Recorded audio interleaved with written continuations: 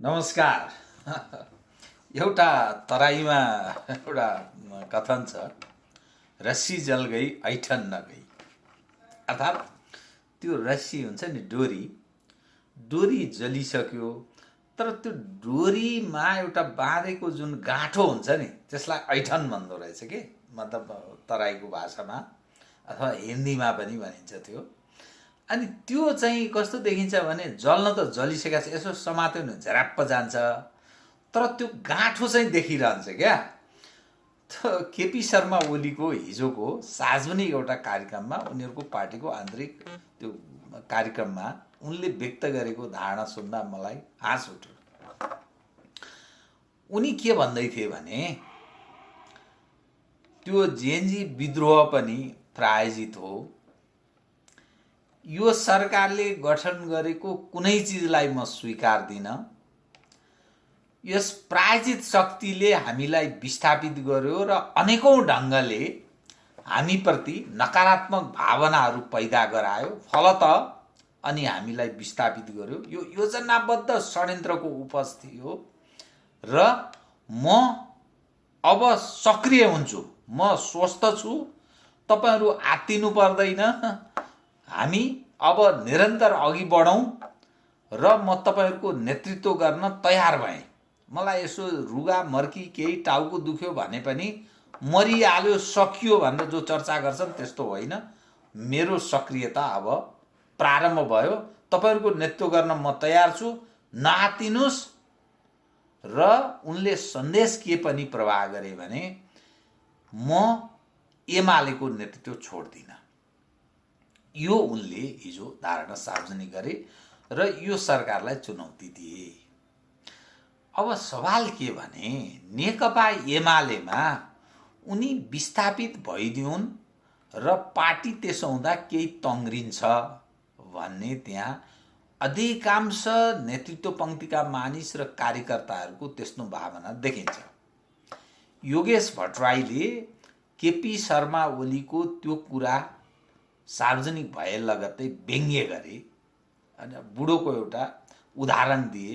गाडीमा चढेको बुढोको गाडी पल्टिसकेको थियो, तर मैले यो डन्डी समातेको हुनाले यो गाडी थेगियो भन्ने, यो उनी ओलीप्रति लक्षित त्यो व्यङ्ग्य थियो। अर्थात् ओलीलाई विदा गर्न विष्णु पौडेलदेखि पृथ्वी सुब्बा गुरुङदेखि अथवा हर कोही नेताहरू, योगेश भट्टराईहरू, यो नयाँ पुस्ताका पनि कतिपय मानिस, बहुमत मानिस उनको खिलाफमा छन्। यो कुरा ओलीले बुझ्दैनन् कि वा बुझेर पनि बुझ पचाइरहेका छन् कि धुलो पिठो भइसक्यो नेकपा एमाले, पुष्पकमल दाल तिलमिलाइरहेछन्, अब मेरो औचित्य छैन भन्ने कुरा उनले बुझिसके। शेरबहादुर देउवा भागिसके, उनको कारणले देश यो हविगत भयो, असफल उनी भए र उनको अयोग्यताका कारण जेएनजी विद्रोह भयो, कम्युनिस्ट हौँ भन्नेहरू धुलो पिठो भइसके। त्यसमा एमालेको यो हविगत भइसक्यो। बाहिर आएर बोल्न सक्ने, सार्वजनिक समारोहमा हिँड्न सक्ने अवस्थामा ओलीजी छैनन्, स्वयं एमालेका नेतृत्व पङ्क्तिका मानिसहरू छैनन्, उही कोठे बैठकमा मात्रै सामेल हुनुपर्ने अवस्था छ। यस्तो अवस्थामा पुर्याउने केपी शर्मा ओली, त्यसमा पनि 76 वर्षका उनी भइसके, त्यो 76 वर्षको मान्छेले फेरि अब म तयार छु यो भन्दा हाँस उठ्दैन त। अब यहाँभन्दा धुलो कति बनाउने ओलीजीले? त नेकपा एमाले यहाँभन्दा तल अझै खस्कने, अझै सिद्ध्याउने, कुन तहमा पुर्याउने, यो एमाले जनका चिन्ता यस्तो देखिन्छ। अनि त्यहाँ विद्या भण्डारीलाई सदस्यता नवीकरण गरेको अवस्था छ। ईश्वर पोखरेलहरू ओलीजीसँग त्यो सहकार्य गर्ने, सहयात्रा गर्ने, उनलाई नेता मानेर स्वीकारेर हिँड्ने पक्षमा छैनन्। सुरेन्द्र पाण्डेहरूको त्यही कुरा छ। अष्टलक्ष्मी साके सार्वजनिकमा बोलिसकिन्। यावत दृश्य हेर्दा पनि केपी ओलीजीमा चेतना आएको देख्दा आश्चर्य लाग्छ। अब सवाल रह्यो ओलीजी जसको कारण यो देश यो हविगतमा परिणत भयो, अझै पनि उनको आक्रोश त्यो बालेन्द्र शाह, त्यो ज्ञानेन्द्र शाह अर्थात् पूर्व राजा त्यही माथि आक्रोश। ए बाबा सिद्धिसक्यो, तपाईँको कहाँ कहाँ हुनुहुन्छ तपाईँ? सच्चिनुहोस्, किनभने तपाईँलाई अब सबै चिजले छोडिसक्यो। तपाईँलाई रोगले गाजिसक्यो, तपाईँ उमेरका कारण पनि पाको हुनुभयो, तपाईँको मस्तिष्क पाको भयो, तपाईँले बोलेका कुरा यो सदीका पुस्ताका लागि सान्दर्भिक छैन। तपाईँलाई कार्यकर्ताले छोडिसके, अरूतिर विस्थापित भइसके। अब नेपालमा कम्युनिस्ट हौँ भन्नेहरूको उपादेयता, औचित्य समाप्त भइसक्यो। तपाईँहरूका कुरा फोस्रा भए। तपाईँहरूको दुईवटा मूल नारा मुद्दा, एउटा गरिब दिनदुखीका लागि हामी गर्ने हौँ, त्यसको नेतृत्व गर्ने हौँ भन्ने तपाईँहरूको राजनीतिक मुद्दा थियो, अर्थात् त्यो खालको धारणा तपाईँहरू राख्नुहुन्थ्यो। अब गरिबहरूले बुझिसके कम्युनिस्टहरू गरिबका लागि होइन, गरिब मारा हुन्। अनि देशभक्त भन्ने सवालमा तपाईँहरू राष्ट्रवादी होइन, राष्ट्रवादी भइदिएको भए देशको यो हकीकत हुँदैनथ्यो, विदेशीहरूको यो क्रीडास्थल हुँदैनथ्यो।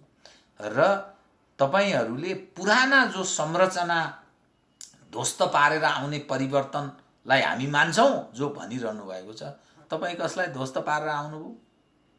तपाईँ यसो सम्झनुहोस् त, पुराना परम्पराहरू, मूल्य, मान्यताहरू, पूर्वजले स्थापित गरिदिएका आदर्श, धर्म, संस्कृति अनि सनातन हिन्दू राष्ट्र, राज संस्था, एकीकृत नेपाललाई सङ्घीयतामा लैजाने कसले गरे?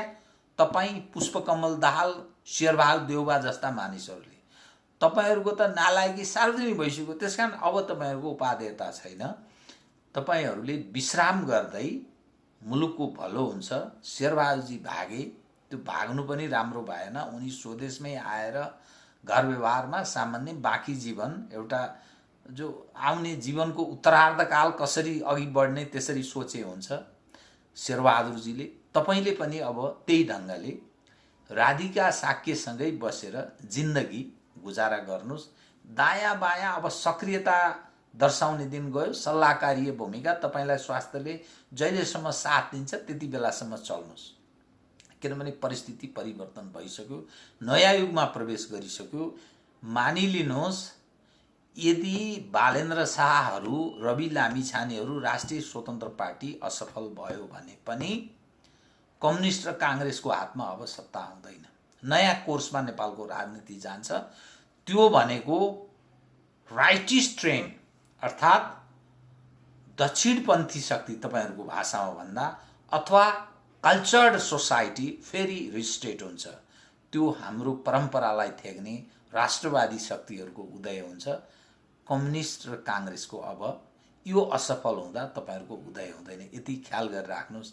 किनभने तपाईँहरूको अब सदस्यता नवीकरण गर्ने छैनन्। नयाँ कार्यकर्ताले, नयाँ पुस्ता, जो 13 देखि 14 लाख नयाँ पुस्ताको जन्म हुन्छ नेपालमा, त्यो नयाँ पुस्ता अब कम्युनिस्ट भएर जन्मने छैन, काङ्ग्रेस भएर जन्मन सक्दैन। किनभने रासोपाको बढोत्तरी भनेको काङ्ग्रेसको अन्त्य हो। अनि तपाईँ मान्नुहोस्, यो देशलाई जातीयता, क्षेत्रीयता, सङ्घीयता, गणतन्त्र, धर्मनिरपेक्षता बनाउने तपाईँ काङ्ग्रेस कम्युनिस्टहरू हो, जसको कारण यो विकृति नेपालमा खडा भयो। यो थेगिँदैन। नयाँ कोर्समा नेपालको राजनीति थप उन्नत हुँदै जान्छ, परिष्कृत हुन्छ, परिमार्जित हुन्छ। कुन ट्रेन्डमा जान्छ त्यो हेर्दै जाउँला। एक। दोस्रो, नेपाली काङ्ग्रेसको क्रियाशील सदस्य सङ्ख्या 9.5 लाख भनेर भन्थे।